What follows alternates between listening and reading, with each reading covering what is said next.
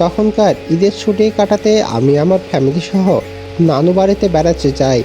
জায়গাটি নেত্রকোনার কমলাকান্দায়। তো ঈদের দিন মামার সাথে সিনেমা দেখে বাড়ি ফিরছিলাম।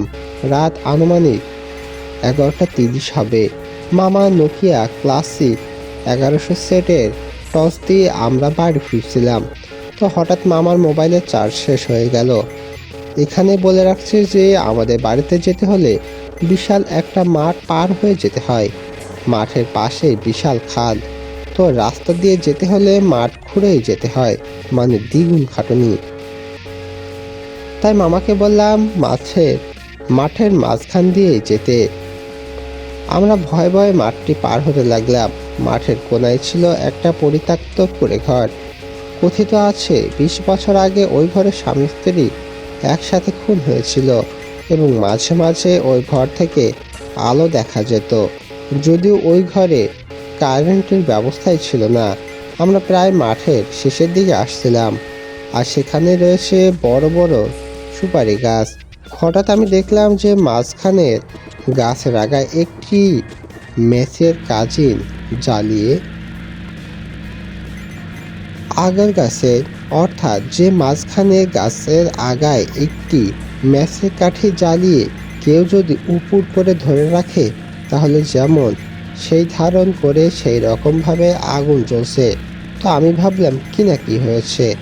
মামাকে বললাম যে মামা দেখো তো ওটা কি। মামা বুঝেছিল যে আসলে ওটা কি, তবু আমি ভয় পাবো বলে আমাকে বলল যে না, ওটা আসলে আগুনই, যাতে সুপারি চুরি না হয়, তাই ওই রকমটা হয়েছে। ঠিক মিনিট কয়েক পর কোথা থেকে যেন একটি ঘোমটা পড়া মেয়ে এসে আমাদের সামনে গাছের নিচে বসে বসে কাঁদতে লাগলো।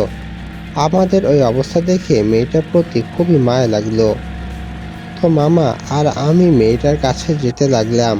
আমি তখন মামার কোলে, কিন্তু মজার ব্যাপার হলো যে মেয়েটা যতই না কাছে যাচ্ছে মেয়েটা তত দূরে যাচ্ছে। মানে আমাদের মাঝখানের দূরত্ব আর কমে না।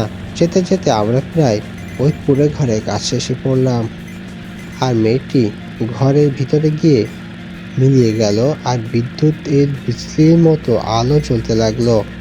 আমাদের আর বুঝতে বাকি রইল না যে আমাদের সাথে কি ঘটেছে। আমাকে কোলে নিয়ে মামা এমন জোরে দৌড় দিলেন যে বললাম, প্রায় 15 থেকে 20 মিনিটের দৌড়ানোর পরই আমরা নানার বাড়িতে এসে পড়লাম। নানা আমাদের খোঁজে বেরিয়েছিল। তো নানা দেখলেন যে মামার গা গরম করে জ্বর আসছে। তারপর আর কি, নানা নানি সব কিছু আমি খুলে বললাম। অতঃপর আমাকে লবণ মেশানো গরম পানি দিয়ে গোসল করিয়ে কবিরাজের চিকিৎসা করিয়ে ভালো করে তুলল। গত সপ্তাহে মামাকে দেখে এলাম, তিনি কেমন জানি চুপচাপ হয়ে আছেন। এই কতগুলো বছর আগে সবসময় হাসি খুশিই থাকতেন। আমার কাছে এই ঘটনাটির কোনো ব্যাখ্যা নেই। আপনাদের কাছে থাকলে অবশ্যই কমেন্টে দিয়েছেন। 17 এপ্রিল 2010 রাত 11টায় ফোন আসে, আম্মা খুবই অসুস্থ, আমাকে দেখতে চান। আমি মেসে থাকি, এত রাতে কিভাবে যাব, তবুও রওনা দিলাম। বাসের দেখা মেলে না।